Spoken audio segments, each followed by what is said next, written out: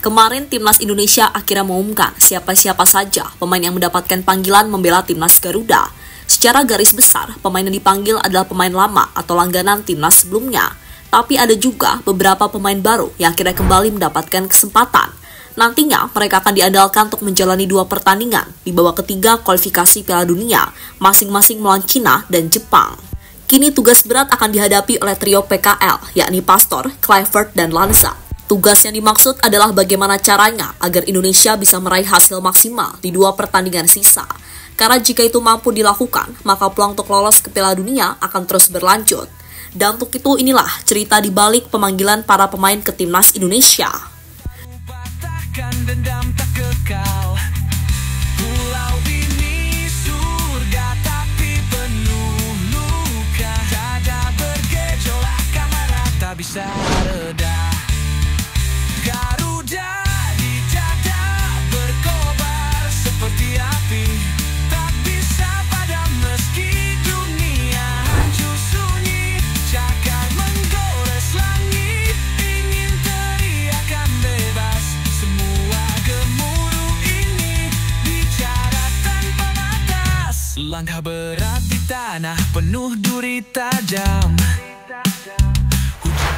Ya, itu adalah deretan pemain yang mendapatkan panggilan untuk membela Timnas Indonesia. Dalam kesempatan kali ini, Patrick Kluivert secara mengejutkan memanggil 32 pemain. Nantinya mereka akan diseleksi dan mungkin skuad finalnya menjadi 23. Maka dari itu, dari 32 pemain tadi, mereka harus berjuang demi mendapatkan satu tempat utama. Perjuangan yang pastinya tidak mudah, karena persaingan di Timnas Indonesia saat ini semakin sulit. Bagaimana tidak, karena level dari tim Garuda setiap tahun terus naik, sehingga dibutuhkan pemain terbaik untuk diandalkan. Burung ini takkan tunduk, hanya melawan sabar. Garuda di dada berkobar seperti api, tak bisa padam meski. Dari pemain yang dipanggil tadi mayoritas adalah pemain lama. Misalnya, di lini belakang ada Jay Itzes, Martin Paes, Jordi Amat, hingga Sandy Walsh. Untuk lini tengah ada Tom Haye dan Ricky Kambuaya. Sementara di lini depan ada Ramadan Sananta, Rafael Struijk, hingga Egy Maulana Fikri. Mereka-mereka inilah yang dalam beberapa tahun terakhir terus menjadi andalan Timnas bersama beberapa pemain baru seperti Ole Romeni, Dean James, hingga Joe Pelupasi.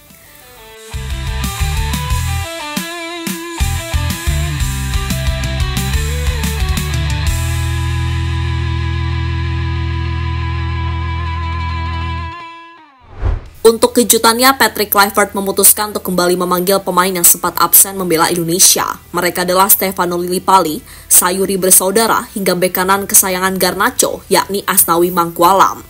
Sementara pemain yang tidak mendapatkan panggilan adalah Elkan Bagot dan Ragnar Oratmangun. Untuk Ragnar, dirinya harus absen karena kondisi fisiknya belum kembali 100% usai terserang virus. Terakhir ada Elkan Bagot, ternyata pemain berusia 22 tahun itu tetap tidak mendapatkan panggilan, meski saat ini sudah berada di Bali. Atau bisa saja tujuan Elkan ke Bali memang hanya untuk liburan, bukan untuk bergabung bersama Timnas Indonesia.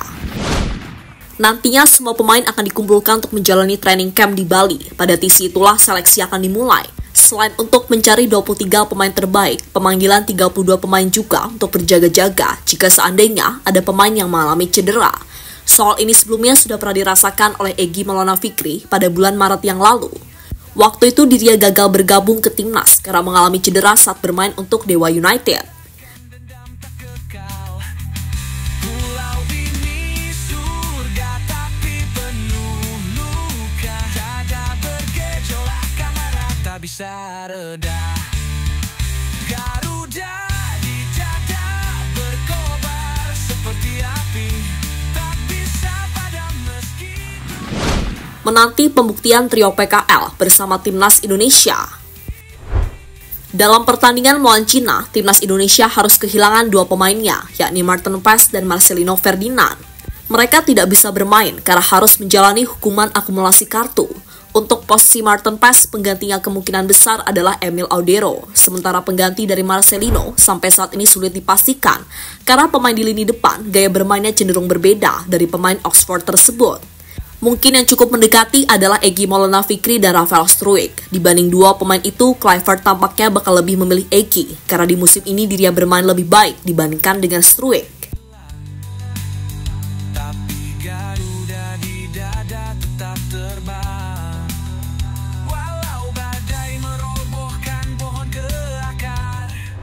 Dengan kehilangan beberapa pemain tadi, intinya bakal menjadi ajang pembuktian bagi Kluivert beserta para asistennya.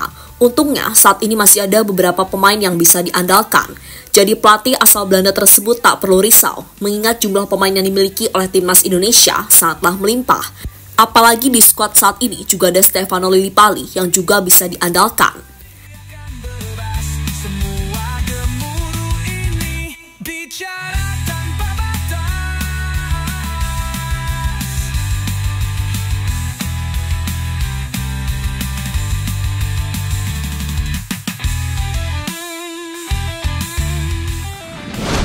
Lillipali anak hilang yang siap memberikan pembuktian.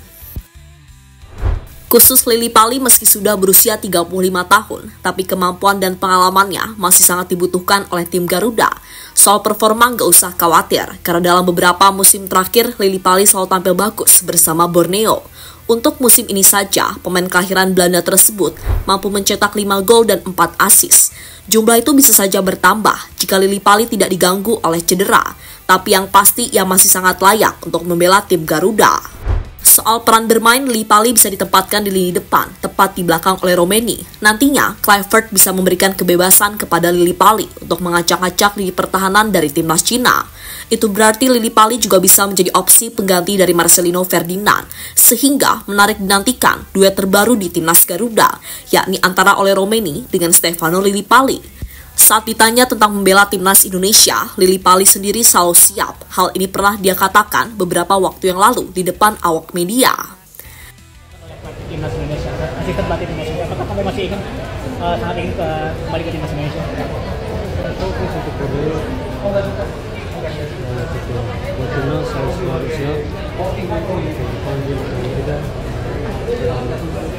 Tapi kamu tahu nggak tadi ada asisten pelatih yang nonton?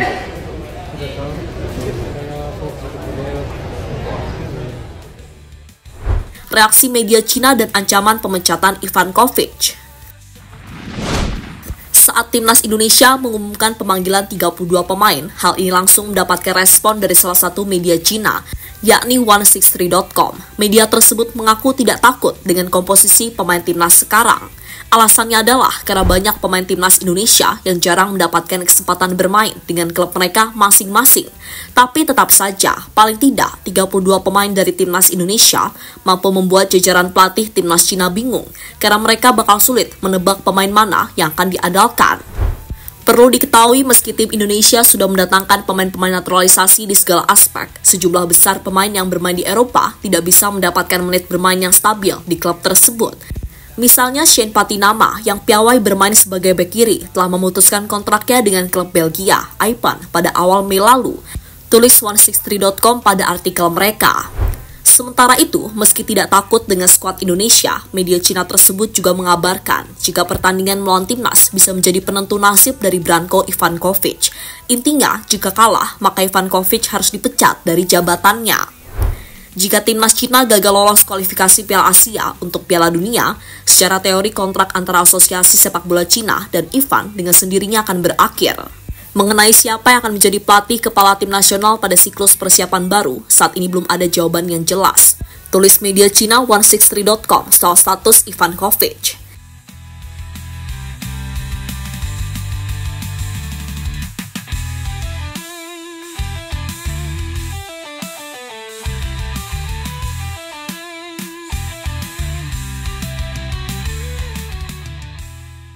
Secara garis besar, meski kehilangan beberapa pemainnya, tampaknya Kluivert akan mengubah formasinya. Pelatih asal Belanda tersebut mungkin cuma mengubah susunan pemain dan strategi bermainnya. Sehingga menarik dinantikan pembuktian dari Patrick Kluivert beserta dua asistennya, yakni Alex Pastoor dan Denny Lanza, dalam menangani timnas Indonesia.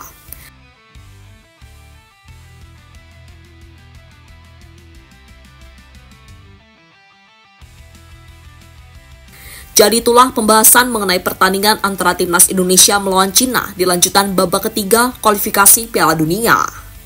Di udara terasa hangat bau darah.